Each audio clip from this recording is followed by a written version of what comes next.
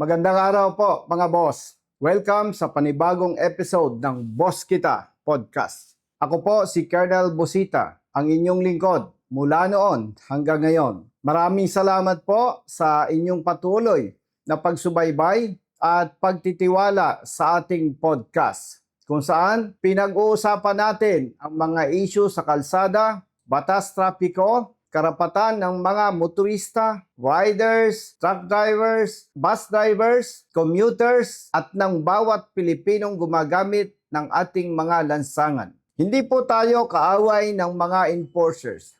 Hindi po tayo kaaway ng mga pulis. Hindi rin po tayo kaaway ng ating gobyerno. Ang gusto lamang po natin, tama, patas, at maayos na pagpapatupad ng batas at mga ordinansa.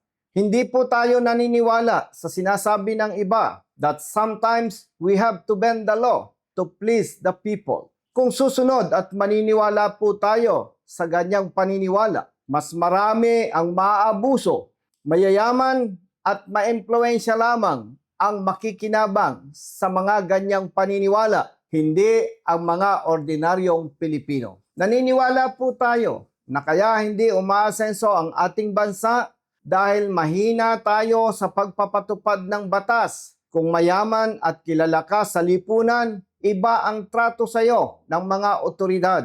At kung ordinaryong Pilipino ka naman, kaawa-awa ka at lalo kang tinatapak-tapakan. Kaya naman, kakampi po tayo ng mga tunay na naglilingkod at tama ang ginagawang pagpapatupad ng batas at mga ordinansa. Kung mali naman ang ginagawa ng pulis o ng enforcer, kumikilos po tayo at ipinapagtanggol natin ang biktima. Wala tayong pinipili at wala tayong kinikilingan. Iisa lamang po ang pamantayan ng ating advokasya at paglilingkod. Basta tama, kampi-kampi tayo. Ang Boss Kita Podcast ay hatid sa inyo ng aming kapartner, ang Cylon Tire. Katuwang sa paghatid ng mga napapanahon, makabuluhan at kapaki-pakinabang na usapin para sa bawat motorista. Kilala sa kalidad, tibay at maaasahang performance, ang Cylon Tire ay patuloy na nagbibigay ng kumpiyansa at kaligtasan sa bawat biyahe ng mga motorista. Bilang katuwang ng Boss Kita Podcast, suportado nila ang paghahatid ng mahalagang impormasyon at mga napapanahong usapin upang makatulong sa pagbuo ng mas ligtas at mas responsableng komunidad sa kalsada. Cylon Tire, maaasahang kasama sa bawat biyahe. Simulan po natin ang ating podcast ngayon at ating pag-usapan kung tama o mali ang ginagawa ng enforcer ng lokal na pamahalaan ng Ilagan City, Isabela, na kinukumpiska ang plaka ng motorsiklo ng rider na nahuling walang helmet sa ulo. Tumawag po sa atin ang tatay ng rider na nahuli ng enforcer ng lokal na pamahalaan ng Ilagan City, Isabela. Ayon po sa kanya, nahuli ang kanyang anak dahil sa paglabag na walang helmet sa ulo habang nagmamaneho ng kanyang motorsiklo. Pero dahil kinumpiska ang plaka ng motorsiklo, bumalik sa enforcer ang rider kasama ang kanyang tatay. Tinanong ng tatay ng rider ang enforcer kung bakit kinumpiska ang plaka ng kanilang motorsiklo. Ayon sa enforcer, hindi sila authorized magkumpiska ng lisensya, kaya plaka na lamang ng motorsiklo ang kanilang kinumpiska. Dahil sa kanilang pag-uusap, isinama ng enforcer sa kanilang opisina ang rider at ang kanyang tatay. At habang nasa opisina sila ng enforcer, binawi ang ticket ng rider at pinalitan ito ng ticket ng LTO, Temporary Operator's Permit o TOP, at dinagdagan ito ng paglabag na arrogance. Makalipas nito, ang rider at ang tatay niya ay dumulog po sa lokal na pamahalaan na sinasabi nilang nasa second floor. Hindi nila matukoy kung anong opisina ito ng ating itanong sa kanila. Ayon sa kanila, hindi sila pinanigan ng kanilang nakausap sa nasabing opisina at sinabi sa kanila na tama ang ginawa ng traffic enforcer. Ang multa sa LTO para sa not wearing helmet ay may halaga na 1,500 pesos at 5,000 pesos naman ang multa para sa paglabag na arrogance. Dahil malaking halaga para sa kanila ang 6,500 pesos at dahil naniniwala ang rider at ang kanyang tatay na hindi arogante ang kanilang ginawang pagtatanong sa enforcer, bumalik na lamang muna ang rider sa Maynila para sa kanyang trabaho at hindi niya minaneho ang motorsiklo dahil alam niya na mahuhuli siya sa mga daraanan niyang PNP checkpoints sa paglabag na no attached motor vehicle plate at masyadong lalaki ang problema at perwisyo sa kanya mula Ilagan City, Isabela hanggang Maynila. Dahil sa mga nabanggit na pangyayari, minabuti po ng tatay ng rider na tumawag sa ating opisina sa RSAP. Kaya naman, ang RSAP team kasama ang inyong lingkod ay nagsadya sa Ilagan City, Isabela nitong nakaraang Miyerkules. Pero bago ko po ipagpatuloy, nais ko pong ulitin na hindi natin ipinagtatanggol ang sinumang rider o driver na may paglabag sa batas o ordinansa. Ang advokasya po natin ay isulong ang tama at maayos na pagpapatupad ng batas at ordinansa para protektado naman ang mga motorista na disiplinado at marunong sumunod. Maaring isipin ng iba na bakit hindi na lamang tayo nagpadala ng financial na tulong para sa rider para hindi na tayo gumastos pa para sa plane tickets at hotel accommodation ng RSAP team. Sinadya po ng RSAP team na pumunta sa Ilagan City, Isabela para alamin ang mga aligasyon ng tatay ng rider at dahil napag-alaman po natin na totoong illegal na kinumpiska ng enforcer ng Ilagan City, LGU, ang plaka ng motorsiklo ng kanyang anak at dinagdagan pa ng violation na arrogance gamit ang ticket ng LTO. Nakipag-ugnayan po tayo sa District Office ng LTO, Ilagan, Isabela. Sa ginawa po nating pakikipag-ugnayan sa LTO, hindi natin kinwestiyon ang paglabag ng rider na not wearing helmet. Kaya nagbayad na lamang po sila ng halagang 1,500 pesos para dito. Kinwestiyon lamang po natin ang illegal na pagkukumpiska ng plaka ng motorsiklo dahil walang batas na nag-uutos ng ganito. Sa mga kapatid nating supervisor ng traffic enforcer, hindi po kayo maaaring magpakumpiska ng plaka ng anumang sasakyan. Illegal po yan. Kahit na deputized o enforcers kayo ng LTO, hindi ninyo maaaring gawin yan. At lalong hindi ninyo maaaring gawin yan kung enforcer lamang kayo ng lokal na pamahalaan. Sa ngalan po ng tunay na serbisyo at malasakit sa mga kapwa natin Pilipino, ipinapakiusap po namin sa inyo na ipatupad ninyo ng tama ang batas at mga ordinansa. Public servants po kayo. Hindi kayo dapat maging kaaway ng mga motorista dahil sa maling pagpapatupad na lalong nagpapahirap sa kanila at sa buhay ng kanilang pamilya. Alam natin na hindi rin gusto ng lokal na pamahalaan ng Ilagan City, Isabela ang maling pagpapatupad na ginagawa ng inyong mga enforcers. Maaaring hindi lamang nakakarating sa kanila ang tamang impormasyon na katulad nito. Ang Boss Kita Podcast ay hatid sa inyo ng aming kapartner, ang Cylon Tire, katuwang sa paghatid ng mga napapanahon, makabuluhan at kapaki-pakinabang na usapin para sa bawat motorista. Kilala sa kalidad, tibay at maaasahang performance, ang Cylon Tire ay patuloy na nagbibigay ng kumpiyansa at kaligtasan sa bawat biyahe ng mga motorista.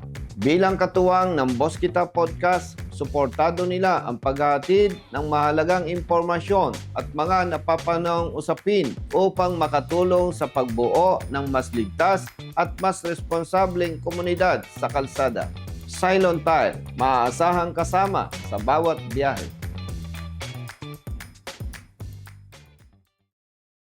Pag-usapan naman po natin ngayon ang ginawa ng enforcer ng Ilagan City LGU na pinatawan niya ng violation na arrogance ang rider na kanyang nahuli na walang helmet sa ulo gamit ang Temporary Operator's Permit, TOP, ng LTO. Base po sa Joint Administrative Order number 2014-01 na may subject na Revised Schedule of Fines and Penalties for Violations of Laws, Rules and Regulations Governing Land Transportation. Nakasad po sa Section 4-07, Violations in Connection with Franchise. Employing reckless, insolent, discourteous or arrogant drivers. Ito po ay may multa na 5,000 pesos para sa first offense, 10,000 pesos and impounding of motor vehicle for 30 days para sa second offense, and 15,000 pesos and cancellation of CPC for the third offense. Base po dito, hindi tama ang ginawa ng enforcer ng Ilagan City, LGU, sa rider na kanyang nahuli na not wearing helmet sapagkat hindi public utility vehicle ang minamaneho niya nang siya ay mahuli. Hindi po maaaring magpataw ng violation ang enforcer ng LTO at deputized enforcer ng LTO na base lamang sa kanilang kagustuhan. Dapat po may legal na basihan ang ginagawa ng bawat tagapagpatupad ng batas. Kaugnay naman po sa ating mga nabanggit, kinansila ng District Office ng LTO, Ilagan City, ang arrogance violation na ipinataw sa kanya ng enforcer at hindi na siya pinagmulta ng 5,000 pesos. Paglilinaw po sa lahat ng ating mga kababayan, lalo na sa mga pulis at mga enforcers. Hindi po namin kayo kaaway. Kailangan lamang po naming protektahan ang bawat motorista laban sa maling pagpapatupad ng batas at pagpapataw ng malaking halaga ng multa na hindi naman iniuutos ng batas. Maawa po tayo sa mga kapwa natin Pilipino, lalo na sa mga maliliit na manggagawa na nagsisikap na mamuhay ng marangal. Maaari po natin silang hulihin at patawan ng multa. Tiyakin lamang po natin na tama at alinsunod sa batas at ordinansa ang ating mga ginagawa. Dahil kung hindi, karagdagan kayong nagpapahirap sa buhay ng mga motorista at sa buhay ng kanilang pamilya. Ang Boss Kita Podcast ay hatid sa inyo ng aming kapartner, ang Cylon Tire, katuwang sa paghatid ng mga napapanahon, makabuluhan at kapaki-pakinabang na usapin para sa bawat motorista. Kilala sa kalidad, tibay at maaasahang performance, ang Cylon Tire ay patuloy na nagbibigay ng kumpiyansa at kaligtasan sa bawat biyahe ng mga motorista. Bilang katuwang ng Boss Kita Podcast, suportado nila ang paghahatid ng mahalagang impormasyon at mga napapanahong usapin upang makatulong sa pagbuo ng mas ligtas at mas responsableng komunidad sa kalsada. Cylon Tire, maaasahang kasama sa bawat biyahe.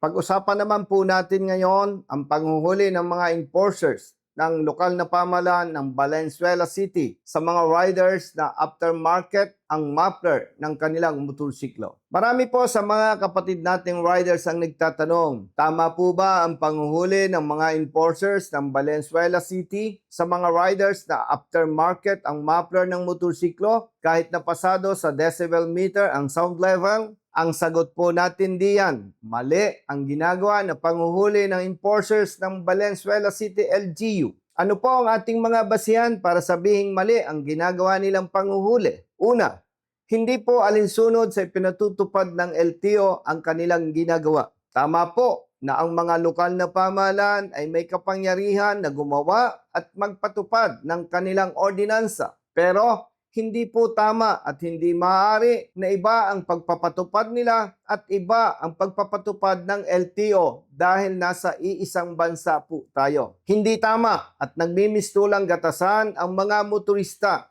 lalo na ang mga kapatid nating riders kung pasado sa ipinatutupad ng LTO pero hinuhuli naman at pinagmumulta nila ng malaking halaga. Maliban po diyan, may isang layunin lamang kaya hinuhuli ang mga riders na may paglabag sa muffler ng motorsiklo. Kailangang alinsunod sa pinatutupad ng LTO ang sound level ng muffler ng ating sasakyan dahil nakakaperwisyo ito sa publiko. Wala nang iba pang dahilan. Kaya naman, hindi tama na hinuhuli ng mga pulis at mga enforcers ng Valenzuela City LGU ang mga riders na pasado ang sound level ng kanilang muffler. Kaugnay sa usaping ito, nagpadala po tayo ng letter sa lokal na pamahalaan ng Valenzuela City noong May 18, 2026. Sa ating letter kay Honorable Wesley Gatchalian, magalang po nating hinihiling sa kanya na ripasuhin,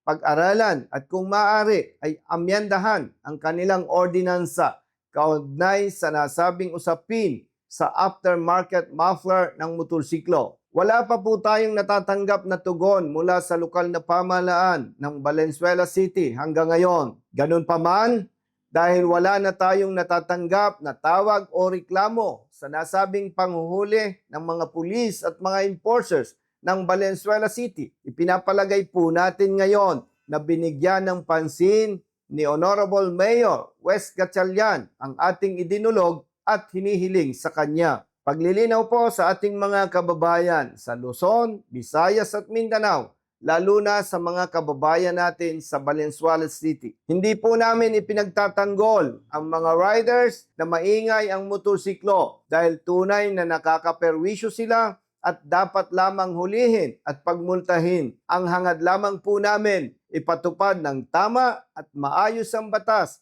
para sa lahat ng motorista para naman protektado ang mga disiplinado at marunong sumunod sa batas. Ginagawa po natin ito dahil kaawa-awa ang mga motorista na nagsisikap mabuhay ng marangal pero napeperwisyo at napapagmulta ng malaking halaga sa paglabag na hindi naman nila ginawa. Sa mga tatay, mga haligi ng tahanan, mag-ingat po tayo sa pang-araw-araw nating hanap buhay. Hindi lamang para sa ating mga sarili, kundi para sa ating minamahal na pamilya. Sa mga kapatid naman natin na motorista, mag-ingat po kayo at iwasan ang sobrang bilis ng pagmamaneho at tiyakin na may helmet tayo sa ulo sa lahat ng sandali na nakasakay sa motorsiklo dahil sa bawat aksidente at disgrasya, naiwan ng pamilya ang higit na biktima, lalo na ang mga batang naulila. Happy Father's Day po sa ating lahat. Mga boss, ang laban po natin ay hindi laban sa pulis, hindi laban sa traffic enforcer, hindi laban sa lokal na pamahalaan at hindi laban sa ating gobyerno. Ang laban po natin ay laban sa maling pagpapatupad ng batas at mga ordinansa. Kapag tama ang ginagawa nila, susuportahan natin. Kapag mali naman, magsasalita tayo dahil ang batas ay para sa lahat at ang kapangyarihan ng gobyerno ay dapat laging may kasamang pananagutan. Ako po si Colonel Busita. Ito ang Boss Kita Podcast. Maging ligtas sa kalsada, alamin ang inyong karapatan at huwag matakot ipaglaban ang tama. Maraming salamat po at mabuhay tayong lahat.